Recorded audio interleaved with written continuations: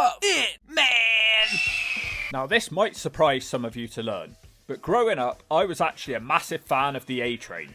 That's Albert if you missed this period of time. But the weird thing is, I didn't enjoy his work as Prince Albert, and I didn't enjoy it as Lord Tensai. This was a case of a gimmick just clicking for a wrestler for me. And what a fun powerhouse moveset he had. This wasn't a limited big wrestler. His run as A-Train gave his career a rebirth, gave him some more pay-per-view matches, and he got to wrestle a lot of main eventers and prove some haters wrong. Great, until it all became a complete joke, and the gimmick only lasted for a year. How was that even possible? Let's shove into it.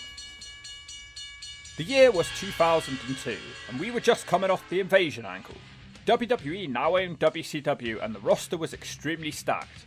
With so many stars in the company, other wrestlers were cast off and forgotten about. Albert was one of those forgotten men, and he spent almost the entire year of 2002 wrestling exclusively on Velocity and not on Raw or SmackDown. It's not like he'd been doing much anyway. His last notable action on the main show was teaming with Scotty 2 Hotty as the Hip Hop Hippo. That wasn't going anywhere, it was a joke.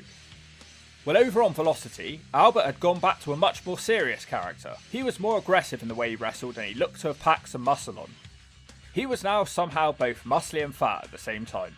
He had the look of someone who could dance with the main eventers, a clear heel. There was nothing to like about this guy. At the end of 2002, he randomly reappeared on SmackDown having a match against Rey Mysterio. This was during the original rise of Mysterio in the WWE, and his popularity had been growing by the second, so it'd be easy to think that Albert was just here to give Rey a credible victory. But no. In a complete shock, Albert puts him away with a brutal backbreaker.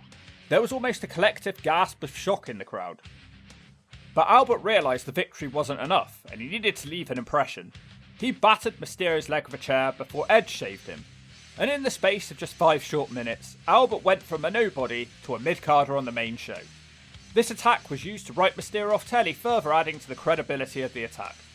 Albert continued being a dick with a similar attack on Edge's knee. He immediately changed his name to the A-Train and aligned himself with Paul Heyman and the Big Show. He gets himself straight in a main event, tagging with Big Show against Edge and Perk Angle, so a huge improvement for Albert. The team showed great cohesion, and A-Train continued to look like a threat, and the team picked up the victory. A-Train also beats up Kurt Angle after the match, so it all looks very positive. It leads to the A-Train on pay-per-view for the first time in 10 months as he battles Edge at Armageddon. And this is exactly where the train comes off the tracks. A-Train is literally winning and hits a devastating bicycle kick, but him grabbing a chair makes him look dumb. After he hits a derailer, he once again tries the chair when he's in a winning position.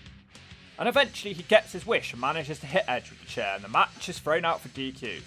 A-Train really needed to win this match to continue his momentum, but instead he looked stupid, and he looked even more stupid when his post-match attack fails.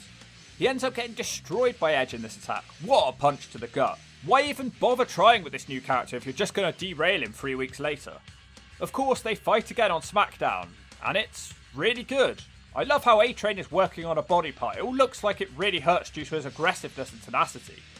But it's another loss to Edge. It seemed really unnecessary. A-Train really needs to get some of his steam back, but no, he's pretty much done less than a month into this run, and he never did get his victory back over Edge. He returned to SmackDown a few weeks later, claiming that nobody on SmackDown could match up to him physically, but he's out to make a name for himself. It leads to a SmackDown main event against a young Brock Lesnar, and it's another really fun match, but once again, he lost. He also almost died here, and I'm not saying he should be beating Brock Lesnar. He just shouldn't be in a position that won't benefit him in the first place, especially when the match only lasts 3 minutes. The next week, Rey Mysterio returns to tag up with Lesnar. They literally beat A-Train in the Big Show in 30 seconds. It's been a month. Why did they do A-Train like this, man? By the way, no pay-per-view match with Rey Mysterio either, so that debut attack was pointless. The big man now enters the Rumble, but doesn't eliminate a single person. I really hate it when somebody has a huge advantage because of their size, and they keep lifting people above their heads to slam them during the match. No! Throw them out, you moron! You clearly have the strength to do it. So A-Train is not getting a title match at WrestleMania, in case you were wondering. In yet another example of dumb booking decisions, A-Train has to have a match against The Undertaker as a warm-up for Taker facing the Big Show. It's the same story as all the matches. A-Train looks really impressive and impactful, and then loses quickly. It's hard to take someone as a threat when all they've done is hit Rey Mysterio with a chair a few times. Talking of Mysterio, A-Train gets himself another victory over Mysterio, but it's not a pay-per-view quality match or anything, and the attack's barely mentioned. It's like they played it all down. It's incredibly fun though. A-Train is now using a move called the Train Wreck to cripple his opponents. And he picks up an even more credible victory over Jeff Hardy's stoner friend.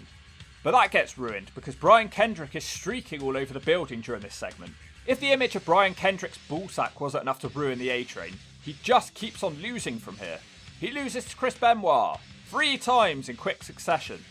Shout out A-Train doing a muscle buster in 2003 though. A-Train kept using the Big Show as his comfort blanket. The team was only really being used as a method to protect the Big Show from losses, and also for A-Train to do most of the work for him. And the work he does is great, his range of power moves is exceptional. It's why I was so drawn to this guy, he was a lot of fun. If I was an up and coming wrestler, I'd love to be trained by him. But damn, he was just useless at getting the job done. His snuggling up to the Big Show leads to a WrestleMania match. They were supposed to face Undertaker and Nathan Jones. Of course, Nathan Jones was ultimately pulled from this match for being too green. I really doubt this changed much from A-Train's perspective anyway. Of course, A-Train takes the loss at Mania to Undertaker and a tombstone piledriver. 3 months after A-Train was dropped on his head by Brock Lesnar, John Cena reminded him about it, and now A-Train was set for revenge. He probably should have acted a bit sooner, but who am I to judge? Anyway, A-Train and Brock have a really good match where A-Train looks like a real threat and he can hang with and match Brock Lesnar for physicality. For a brief moment, you can actually suspend your disbelief that A-Train could possibly win, especially as the match goes past the 10-minute mark.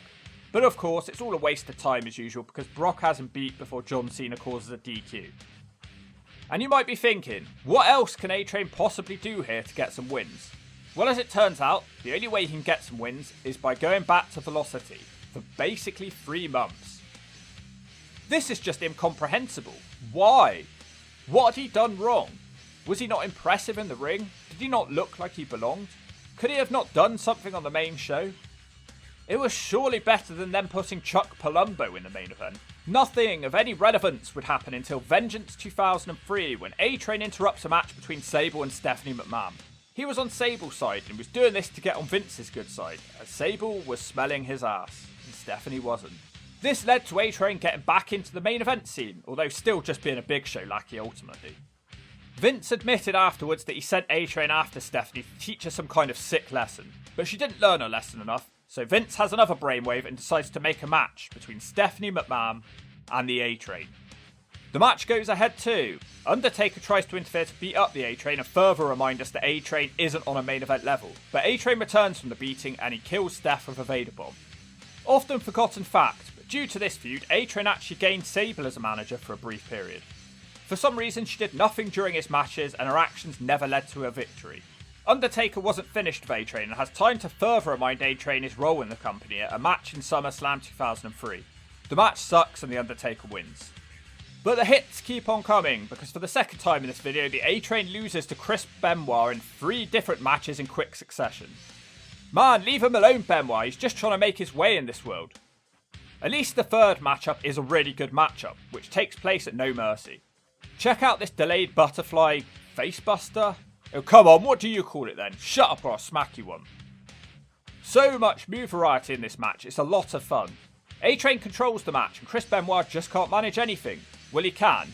He can manage to kick out of about 20 different moves, and eventually A-Train smashes into a chair in the corner and taps out to a sharpshooter. Find this match and check it out, it's very enjoyable and possibly his best match. Something else that's often overlooked is his unofficial team with John Cena. It was never mentioned how much they were teaming, but I guess there was some sort of backstory of them both being from the Boston area. They teamed up a few times and they were occasionally seen backstage together. Then again, it's probably just a coincidence. A-Train loses the next 6 matches in a row to compound his misery. And as you can tell, that's much the story of this video, the appalling win-loss record of the A-Train. This is why wins and losses matter. You can't take somebody seriously if they never win. You can't tell me you're actually expecting A-Train to win any of his pay-per-view matches. Even the matches where he beat Mysterio, there was a collective gasp in the audience because nobody truly believed this guy could win at anything. And that's because they'd been programmed to believe that A-Train was a jobber. The A-Train joins Team Lesnar. He's the last person to be picked for the team and does this by betraying John Cena. And somehow, A-Train is once again involved with Nathan Jones. One of the matches was supposed to be a 4-on-2 handicap match with Brock Lesnar and his team taking on Angle and Benoit, but Brock can't even be bothered to do the match and sits around doing commentary. So this leaves the A-Train to do the bulk of the work for his team, because the other members are Nathan Jones and Matt Boring. They weren't going to carry the match, were they? Of course, A-Train can't win it, despite being on the team with 4 men. The Survivor Series elimination match seems like it should be a good spot for him, but no. He's eliminated after 25 seconds by Bradshaw. Wow, shows how little they must have thought of the A-Train. The Team Lesnar thing continues for a few weeks for some reason. Another week and another Battle Royal and the same old story. He can only eliminate Scotty 2 Hotty before he's kicked out halfway through the match by Eddie Guerrero. The Team Lesnar thing then comes to an abrupt end. It's pretty funny how it comes to an end.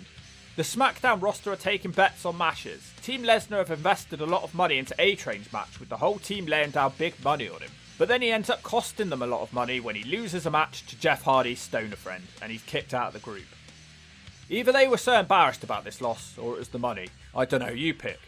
John Cena does a funny rap on him, comparing him to Chewbacca, Gremlins, and saying he's not the A-Train, he's the baby carriage. This only fueled the crowd's shave your back chants, which I can't believe I'm only just mentioning. A-Train drew comparisons to George the Animal Steele and Gene Snitsky due to his messy look. Honestly, the Hawk doesn't think there's anything wrong with ugly wrestlers. Variety is the spice of life, like a punch to the gut. But yeah, throughout most of A-Train's matches, the crowd will chant shave your back, further making it hard to take him serious. A-Train enters the Royal Rumble 2004. He does nothing as usual and the camera actually misses his elimination. The commentary barely acknowledge it either. The Battle Royals keep coming over on SmackDown and he's deemed so pointless at this point that his entrance is made during an advert break. You'd think he'd give up at this point. Eddie powers him above his head and throws him out. You'd think that would be the other way round. He only lasts a minute, by the way, too. Once again, the A-Train was shipped off back to Velocity, where once again he was able to get some wins and some revenge against Jeff Hardy's Stoner friend. He had one final match on SmackDown, losing to John Cena, before out of the blue he was traded in the Superstar Exchange to Raw to little fanfare. He lost one match to Chris Jericho in less than 3 minutes, and just like that, it was the end of the A-Train. He suffered an injury and went off telly before being released from his contract at the end of 2004. It was actually so bad that he had to take 8 months off wrestling. He toddled off to Japan to restart his career and became Giant Bernard, and 8 years later found his way back to the WWE as Lord Tensai. It was so bad it made me cry. A-Train was a big guy, and I find him to be one of the more exciting wrestlers in this category. Huge range of moves, athletic, always looked impactful, easy to boo heel, and I didn't find him boring. His obvious flaw is his lack of microphone ability. Whenever he talked, he sounded a bit whiny, which is probably why he had several people talk for him throughout his run. And I guess not everybody would be sold on his looks either. Compare him to his former partner Test. Both were young, tall heavyweights and not particularly great on the mic, but Test had several mid-card title reigns. And I'm a fan of Test, but I actually think the matches of A-Train were better. I think A-Train should have been a solid upper mid-card fixture, but when you book him like crap, that just isn't going to ever happen. He only won about 13 matches out of 33 matches as A-Train on the main show and pay-per-views. 3 of those wins were against Jeff Hardy's Stoner friend Orlando Jordan and Stephanie McMahon. Hardly a ringing endorsement, is it? He was ineffective in Battle Royals, where he really should have been a dominant force. He looked like he was going down the comedy route towards the end as well. I reckon if he'd stuck around, they would have taken the Gene Snitsky route and made fun of his looks and made being ugly his gimmick. The writing was on the wall. They were already having him lose all the time and making fun of the size of his head. I understand that he's not the most popular wrestler of all time, so I want to hear from you why you never enjoyed this man's work. Personally, I thought he was great, and if you don't agree with that, I'll give you a death date.